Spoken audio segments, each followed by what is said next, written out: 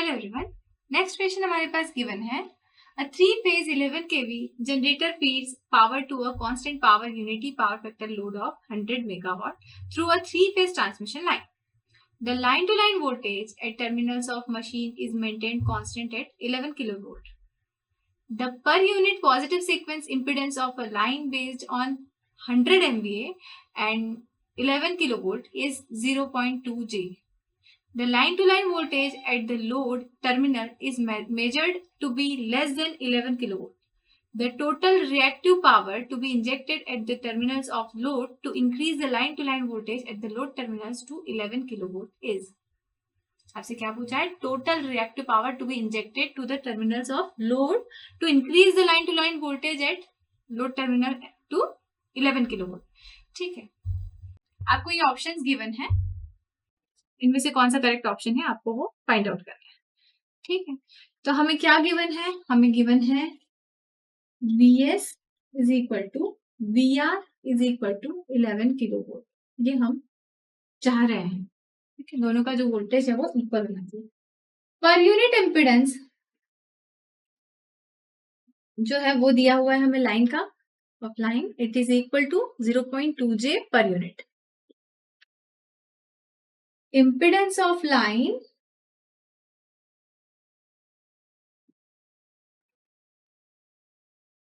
Is equal to, ये क्या है? Actual value. Actual value divided by base value आपकी होती है पर यूनिट वैल्यू. तो मुझे यदि एक्चुअल वैल्यू फाइंड आउट करनी है तो actual value of impedance of line is equal to per unit value of impedance multiplied by base impedance. तो ये आपका आ जाएगा x is equal to J 0.2, ये क्या दिया हुआ है? Per unit, multiplied by kilovolt square kV square जो कितना है आपका 11 केवी का स्क्वायर डिवाइडेड बाय MVA. ठीक, this will be equal to J 0.242. Base आपको कितना दिया हुआ है? 100 MVA दिया गया है. ठीक है, तो यहां से आपने बेस इंपिडेंस कैलकुलेट किया. ठीक है, बेस वोल्टेज आपका क्या है? 11 वोल्ट, 11 किलोवोल्ट. तो kilovolt square divided by MVA आपने क्या निकाला? बेस इंपिडेंस निकाला. Base impedance multiplied by J.2 जो कि क्या है? पर यूनिट इंपिडेंस है. उससे आपको क्या मिला? Actual value of impedance which is in ohms. Active power at receiving end क्या होगा? एक्टिव पावर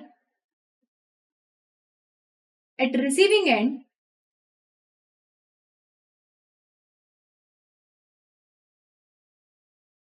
PR वो कितना दिया हुआ है? वो दिया है 100 मेगावाट्स. तो PR इज इक्वल टू, उसका रिलेशन क्या होता है? VS into VR divided by X ये जो आपने फाइंड आउट किया, ये स्मॉल x ये मल्टीप्लाइड बाय साइन डेल्टा.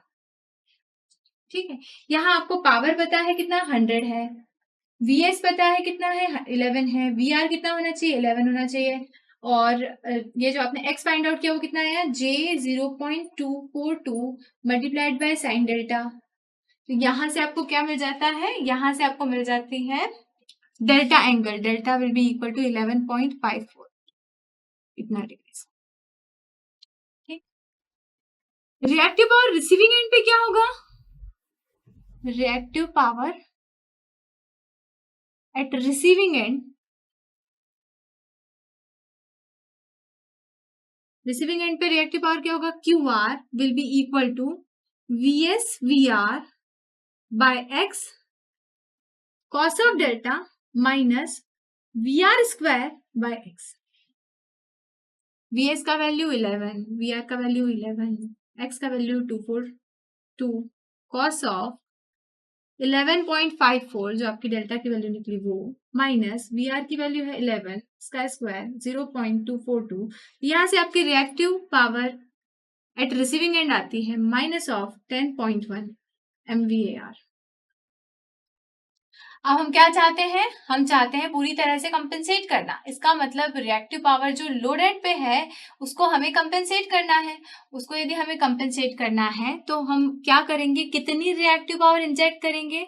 यदि हमें इसे नलीफाई करना है, टोटल रिएक्टिव पावर को आपको जीरो बनाना है, तो माइनस ऑफ क्यू आर जो रहेगा वो आपको इंजेक्ट कराना पड़ेगा, जो कितना हो जाएगा, minus of minus 10.1 MVAR which will be equal to 10.1 MVAR, which is आपका ऑप्शन नंबर क्या है, बी है।